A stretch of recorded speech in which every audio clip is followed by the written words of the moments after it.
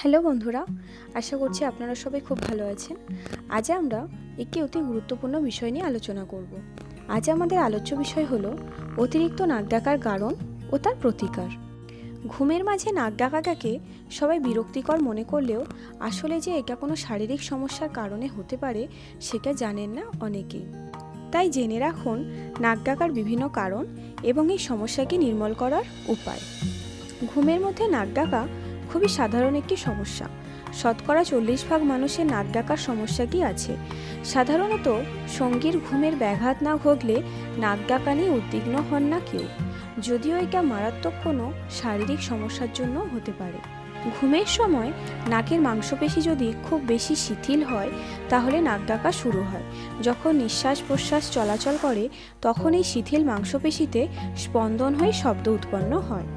বিশেষজ্ঞদের মতে এই নাক ডাকা যদি স্বাভাবিকের চেয়ে বেশি জোরে হয় তখন এটাকে অবস্ট্রাকটিভ স্লিপ অ্যাপনিয়া OSA বলা হয়। OSA হলে যিনি নাক ডাকেন তার শ্বাস কয়েক সেকেন্ড থেকে 2 মিনিট পর্যন্ত বন্ধ থাকতে পারে, যার ফলে রক্তের অক্সিজেনের মাত্রা কমে যায়।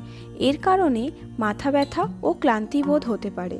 আজ আসুন নাক ডাকার কারণ ও প্রতিকার সম্পর্কে জেনে নিই। নাক ডাকার মূল কারণসমূহগুলি হল নাক এবং সাইনাসের সমস্যা, যাতে নাক দিয়ে শ্বাস প্রশ্বাসে বাধার সৃষ্টি হয়। দ্বিতীয়, অতিরিক্ত ওজন, ধূমপান ও মদ্যপান, চিত হয়ে শুয়ে থাকা, ঘুমের ওষুধ বা সিগেটিভ গ্রহণ, অতিরিক্ত খাওয়া, পুরুষদের শ্বাস প্রশ্বাসের পথ মহিলাদের চেয়ে সরু হওয়া, সরু গলা, তালুতে ফাটল, বড় এগেনওয়েগের ইত্যাদি সমস্যা, মধ্য বয়স বা ততোধিক বয়স, ঘরে বা বালিশে অ্যালার্জেন থাকা, এছাড়া কম ঘুমানো, জল পর্যাপ্ত পরিমাণে কম পান করা। বাচ্চাদের নাক ডাকার সমস্যা কি হয়? মূলত টনসিল ফুলে গেলে। সাধারণত এই সমস্ত কারণে অনেকেই নাক ডাকার মতো সমস্যায় ভোগেন। এবার আমরা জেনে নেব নাক ডাকা বন্ধের কিছু সহজ সমাধান। শরীরের ওজন অতিরিক্ত হলে তা কমাতে হবে।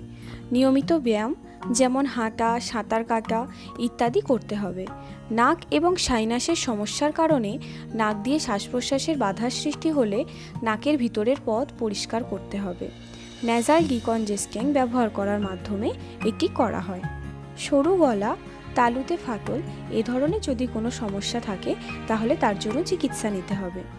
একদিকে কাত করে ঘুমানো, প্রয়োজনে পিঠের নিচে টেনিস বল দিয়ে দিতে হবে, যাতে করে চিত হয়ে গেলে পিঠের নিচে বল পড়ে এবং আবার কাত হয়ে যাওয়া যায়। ধূমপান, মদ্যপান পরিহার করতে হবে যদি অভ্যাসে থাকে।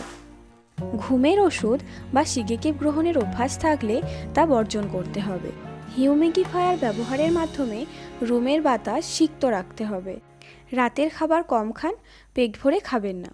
অ্যালার্জির সমস্যা থাকলে নিরাময়ের উদ্যোগ নিন এবং বেডরুম পরিষ্কার ও ধুলোবালি মুক্ত রাখুন। বাচ্চাদের ক্ষেত্রে নাক ডাকার সমস্যা হলে টনসিলে টেস্ট করিয়ে নিন এবং ডাক্তারের পরামর্শ নিন। পাতলা ও শক্ত বালিশ ব্যবহার করুন। সম্ভব হলে বালিশ ছাড়া ঘুমানোর চেষ্টা করুন। যাদের নাক ডাকার সমস্যা কি আছে তারা কারণ চিহ্নিত করার চেষ্টা করুন ও প্রতিকারের ব্যবস্থা নিন। এইভাবে অভ্যাস করলে নাক ডাকার হাত থেকে মুক্তি পেতে পারেন। আর তাতেও যদি না কমে তাহলে অবশ্যই ডাক্তারের পরামর্শ নিন। আশা করছি ভিডিওটি আপনাদের ভালো লাগবে এবং কাজে লাগবে, এবং অবশ্যই ভিডিওটি ভালো লাগলে একটি লাইক ও চ্যানেলটি সাবস্ক্রাইব করতে ভুলবেন না। And thank you for watching my video.